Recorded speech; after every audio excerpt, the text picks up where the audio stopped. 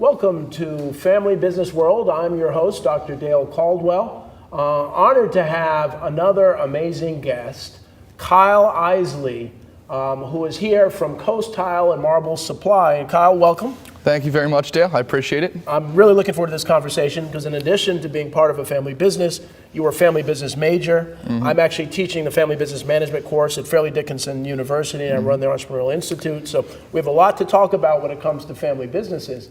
But I want to begin, as I always do, about the history. So tell me a little bit about the history of your family and the family business. Yeah, absolutely. I mean, it's almost where do you start? It goes back to generation 4 is what I would be in the tile industry. Okay. My great-grandfather was a tile setter.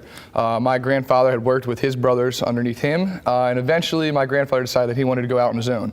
So he started doing tile installs himself, and eventually he got a deal with what was at the time called Wenzel Tile. Okay. They're no longer around anymore, but that was his first opportunity to really move into the retail market. Okay. And like a true entrepreneur, he started right in his garage. Wow. Yeah. And I think we have a few pictures to really, I'd love for you to talk us through some of the pictures of your family business. Yeah, so this is a classic one, of course, and I'm sure my uncle and my fathers, my father and uncles will be very upset that I chose this photo, but this is them way back when we actually first started out of the garage. That's my Uncle Tom at the very top. He was very involved at the time, my Uncle John as well, and eventually they all started to move into the business slowly. But that's a great photo that just shows how long we've been together. That was before you. That's way before me. Yeah, photos look a little better now. Now what's this? Truck? So this truck was actually my grandfather's first truck once he started moving into the retail. So fun fact, originally it was called Bayshore Tile before Coast Tile. He actually hand painted that truck himself. Oh, really? Wow. Yeah, he was very proud of his work, and he always had a huge attention to detail and always wanted everything to be perfect. And you'll see that translated through the generations as well. Wonderful.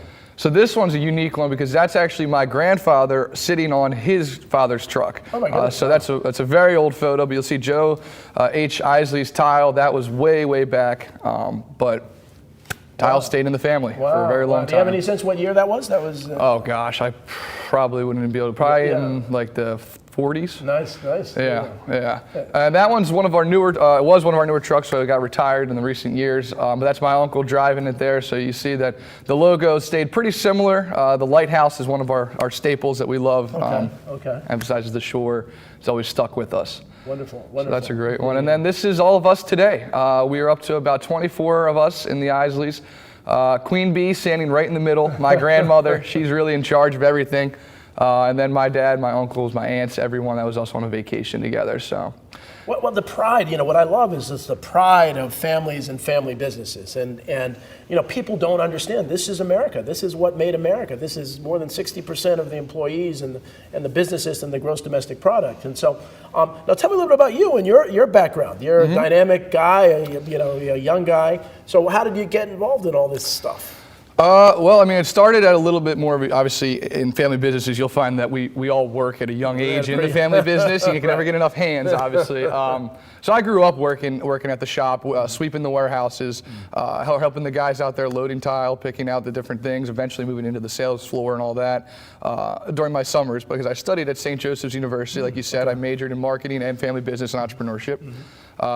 Incredible experience going there, learning that, meeting all these different people and studying family business.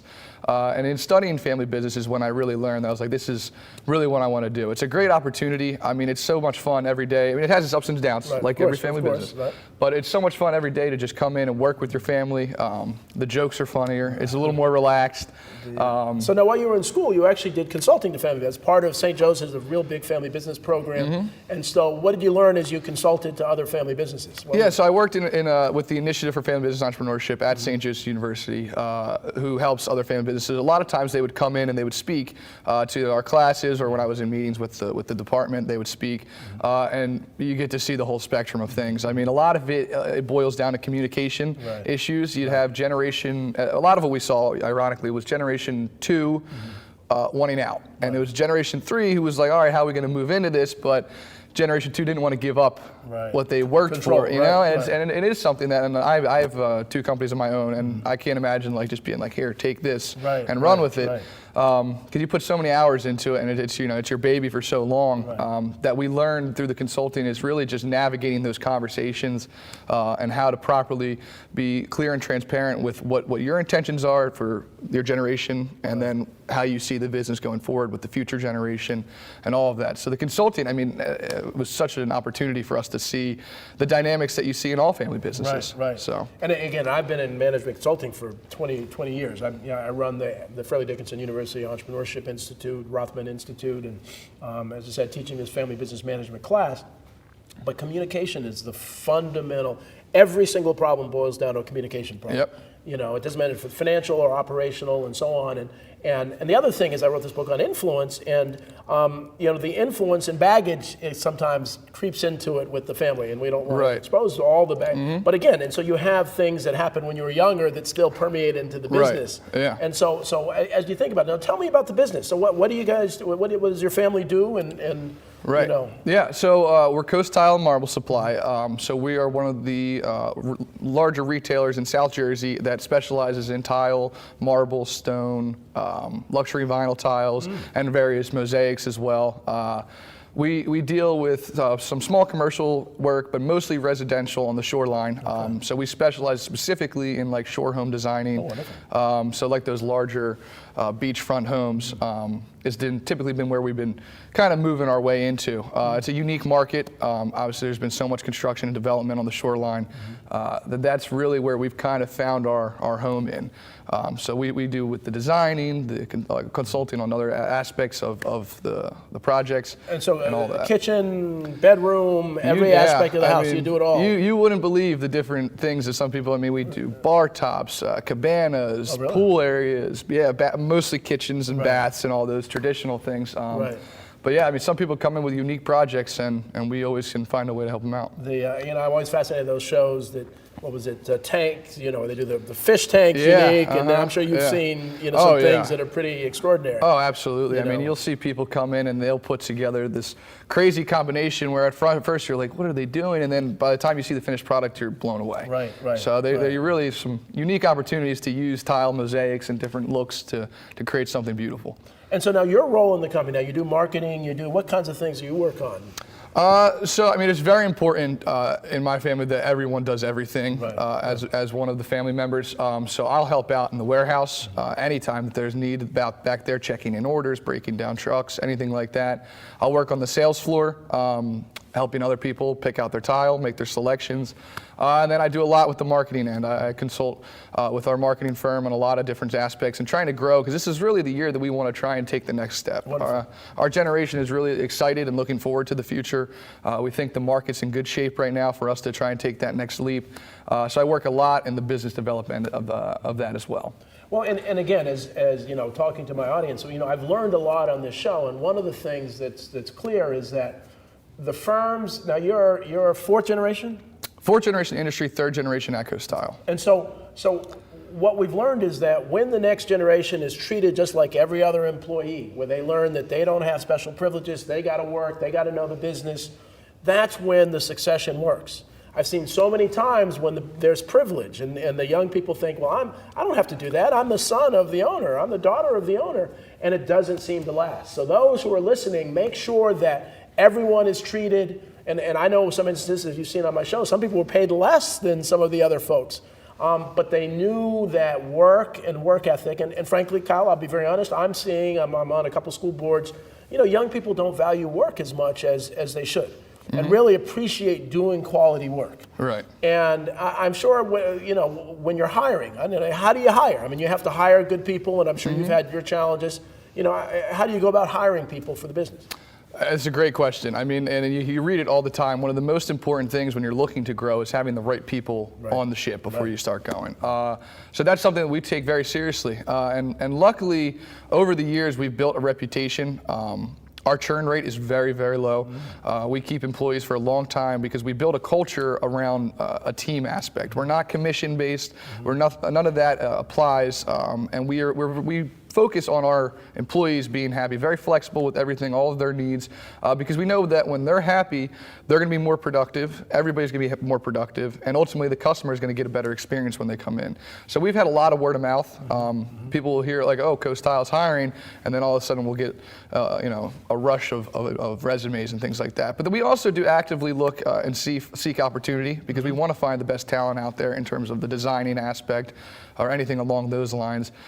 So we reach out to people and occasionally be like, hey, like, who's out there, who's available? And in the construction industry, people are in and out of shops every day, so word travels quick. So we like to capitalize on any opportunity that we see out there.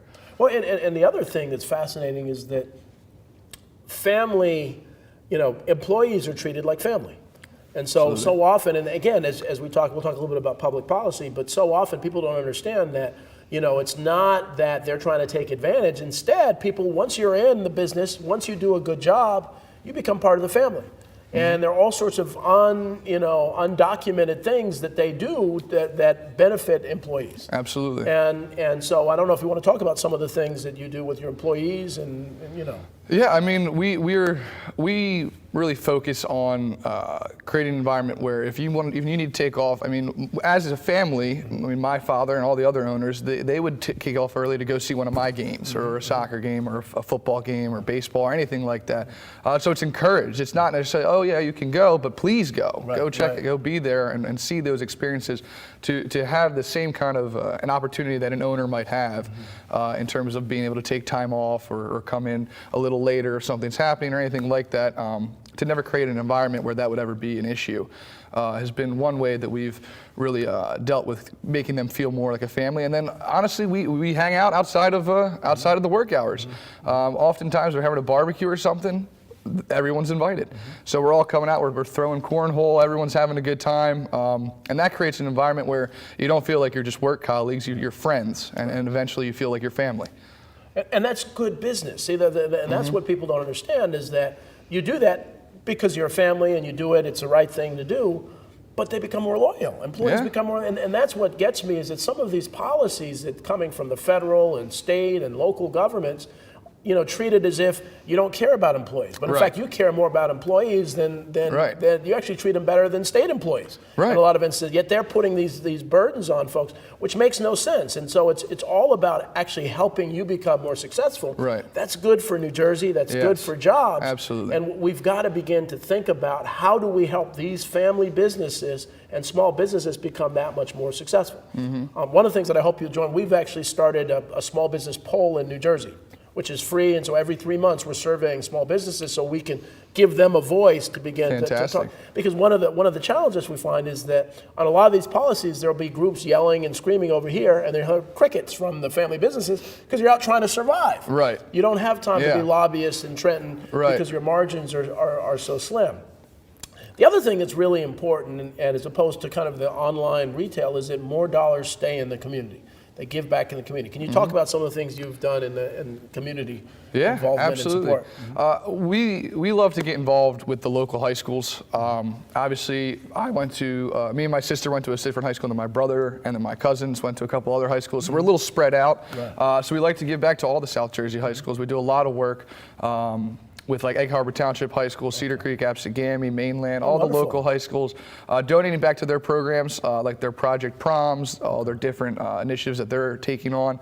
And ironically, we've also been able to donate back to a couple of different art programs. Oh, really? Well, let's talk about, I think we're going to have to take a commercial break, but I want to pick that up right from there and hear more about how you're giving back. Great. Every great company has a mission, and at Mrs. G, ours is to sell products and services that make life better. When you visit us, you'll experience a showroom filled with brands you know and love. Our products help you cook better, clean better, wash better, and grill better. We currently have over 250 online reviews with an average of 4.6 out of 5 stars. So check out what your neighbors have to say about Mrs. G. After all, they're our neighbors too.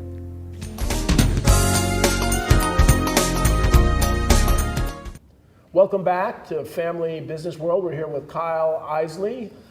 We were just talking about how Coast Tile and Marble Supply is giving back to the community. We heard how you're working with with high schools. Now you talked about arts. What else are you giving back to? Yeah. So oftentimes in our warehouse we'll have mosaics laying around that have been left over and whatnot, and it makes for a perfect opportunity to donate back to the local schools to use these mosaics to create some pretty incredible work. And conveniently, I actually got an email this morning right before I walked in here asking if we can donate some mosaics to the art. I think it's the Cape May County, it might even be the college there, for their art department. Oh, wonderful. So we do a lot with that. We love to give back and see if they can create something, and oftentimes what they create is really incredible. Yeah, that's what a great. I never would have put the two and two together. Do you ever go into? I have a foundation, and we have a program called Classroom Press Conference, where we get a number of business people to come into the school, and they're interviewed like a press conference. Like, have you spoken before? Some of the schools and other things. Have you ever done that? Or? We've done some minor things like that. Most of the times it would be like something that I was involved in at school, and I would have my father, one of my uncles, come in and speak. Right. I spoke one time at St. Joe's regarding entrepreneurship as well. Okay. So just some smaller things. It's definitely something that we want to get more involved in because, like I said, being Generation 3. There's so much that we've learned and grown over the years that we'd love to share and give back with that experience. Well, I mean, I'm meeting a dynamic young guy like you and talking to, and I'm thinking, being involved with the school boards, that so many young people need to meet you. They need to talk to you. They need to know that he's not that much older than me, and this is his story, and he's doing well, and he's having fun doing this, because I think we don't do that in schools. We don't teach, enough about work ethic and about being productive citizens. Reading, writing, arithmetic is important. But it's about creating productive citizens, and so I love your involvement in school. So maybe we'll set something up in the South Jersey area to do that. Yeah. Public policy. Do you get involved with any of the public policies or anything? Talk a little bit about that. I would say obviously we're very connected to the housing market, obviously, with our industry. Right. So we're closely monitoring all those different things. And on a broader scale, there's been a couple of different initiatives that have actually been pretty significant. And as you know, very close to home, back when Hurricane Sandy came through, it was absolutely devastating. I mean, we were personally affected by it, just like many of thousands of other families. But luckily, some government programs like FEMA and all those, they were able to step up big at the time, and they gave back some serious insurance money that people were able to re-put into their homes to get them back to living in their homes, but also to increase the value of their homes. And after the 2008 housing market collapse, which hurt our entire industry significantly, that was the bump that we needed kind of to climb out of that hole. So during that time, it was very tough. It was a very difficult time, but with Hurricane Sandy, we were closely monitoring all the different policies that were put into place that really gave people the opportunity to start investing back into themselves and into the industry and eventually into us. Wonderful. So that was one of the things. And then a more recent scale, the Fed has been cutting back the rates. It's increased opportunities in the mortgage field, and people are starting to buy more homes again. It's a very strong housing market, and when that's happening, we're doing much better. And everyone does better. Now for the audience, one of the things, and this is kind of the trouble that we hear about all the negative stuff. We don't hear as much about the positive stuff.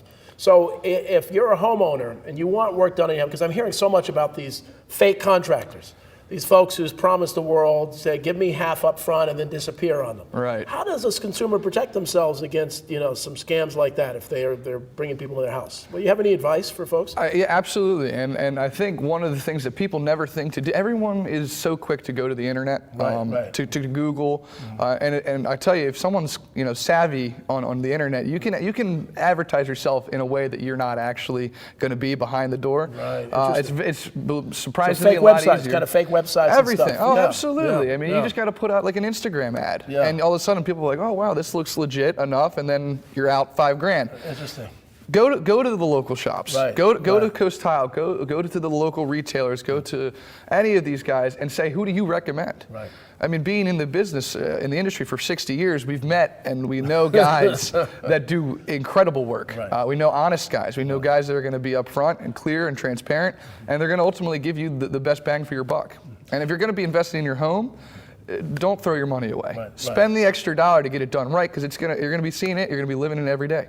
Well, and that's the other message too, is that cutting corners will cost more in the long run. Absolutely. With every aspect, and even the online retailers, those that that promise the world and have everything, the quality is going down because nobody's really checking, and you send it back. But it really concerns me how many people were ripped off Absolutely. After the hurricane, with folks who just disappeared on it. Right. And they're not getting their money back. And so why not go to a local family business and, as you said, walk in the store, talk to people. Absolutely. We're so focused on doing things quickly and not thinking about it that we almost deserve to get burned sometimes. And so when you do that, is there a kind of an alliance of groups like yours, that family businesses and small businesses that kind of give each other business and so on? Oh, absolutely.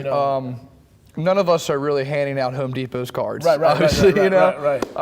But there is definitely in the local area. I mean, there's companies that are just like us that have been around for forever. They do excellent work. They have great customer service, and they're just good people. Yep. So if you come in and you're asking for a specific service that obviously I don't offer, I'm going to give you their card because I know you're going to get the best experience from them anyway. Right. So ultimately, it's a win-win. I mean, they get the business, and the customer is going to be much happier going to them versus finding something online that's shady. Yep.